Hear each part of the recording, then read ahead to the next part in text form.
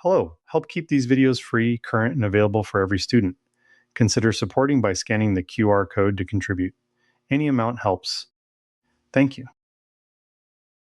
If your idea for a project with live vertebrate animals will be done at a university, hospital, government lab, or company lab, what ISEF calls a regulated research institution, RRI, you will need to use Form 5B. The big picture is this. The institution's Institutional Animal Care and Use Committee, IACUC, must approve the animal protocol before any work begins, and Form 5B will be filled out and signed after your experimentation to document what you actually carried out under that approved protocol. Some procedures permitted at an institution may still be outside ISEF's boundaries for student projects.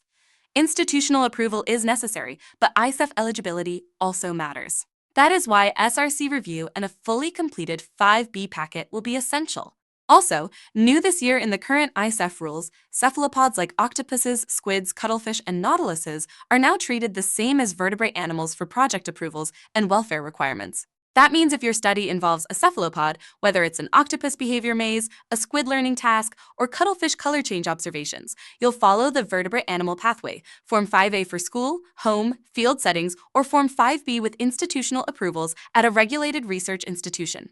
Plan and justify as you would for vertebrates, and be sure your procedures meet the same welfare standards. But before you travel very far down this idea, you must consider the justification on using a vertebrate animal and not an invertebrate animal.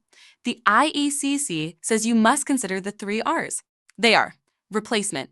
Use non-animal or invertebrate alternatives whenever possible. Reduction. Use the fewest animals necessary to obtain valid results.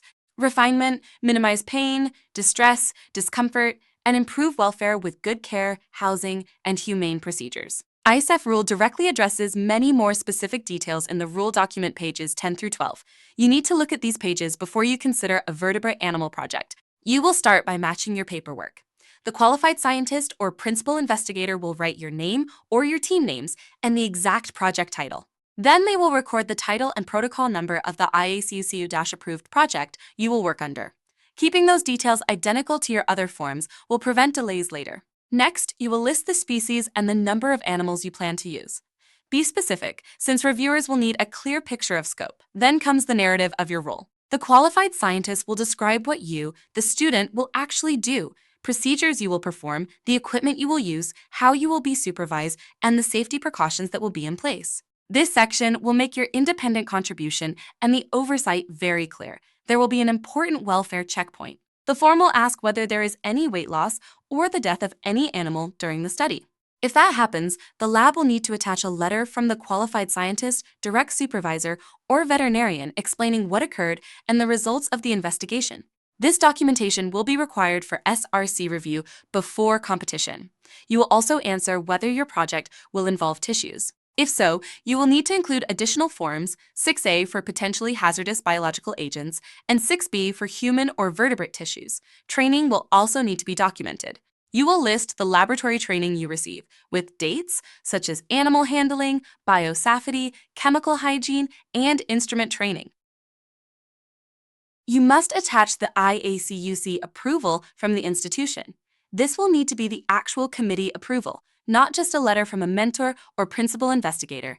The approval must include the protocol title and number, matching the box at the top of the form. To finish, the qualified scientist or principal investigator will print their name, sign, and date the form. Since Form 5B documents completed work under a previously approved protocol, that signature date will come after your experimentation window. Before you send this to review, check a few success points. The IACU approval must be secured before any animal work begins. Your local or affiliated fair's SRC will also need to review your project for ISEF compliance, ideally before you begin. This is why attaching the IACUC approval and filling out Form 5B accurately will be so important. Health and welfare monitoring will be required. You will record weight regularly, and you will ensure that no animal loses more than 15% of its body weight or shows growth retardation compared to controls. If illness or death is linked to your procedures, the study must stop and will not qualify. If such an event occurs, the SRC will expect to see the letter you attach in response to that question on Form 5B.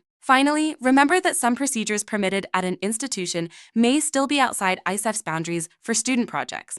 Institutional approval is necessary, but ISEF eligibility also matters. That is why SRC review and a fully completed 5B packet will be essential. Your full packet will typically include Forms 1, 1A, 1B, 5B, and when appropriate, Form 2 for a qualified scientist, and Form 1C to document work done at the institution. If you complete each of these steps, making sure your name, project title, IACU protocol, role description, training record, welfare reporting, and attachments are all in place, you will be on track to get approval and move forward with your project responsibly. Remember, help keep these resources free, current, and available for every student. Consider supporting by scanning the QR code to contribute. Any amount helps. Thank you.